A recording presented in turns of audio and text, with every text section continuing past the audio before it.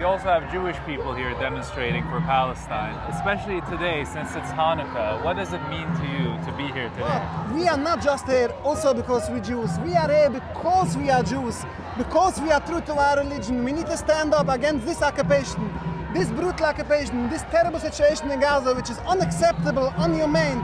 It's against our religion.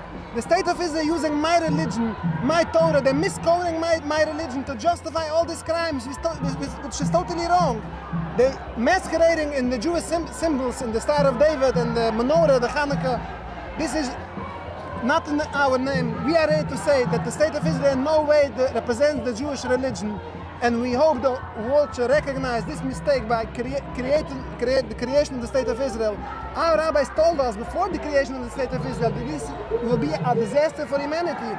This is exactly what our eyes see today. Rivers of bloodshed, an ocean of bloodshed. This needs to be ended. We hope for the peaceful dismantlement of the State of Israel. We hope this should be with no more human suffering.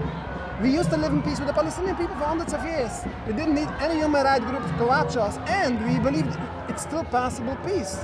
The only problem is this brutal occupation for over 75 years, which need to be ended, need to be stopped.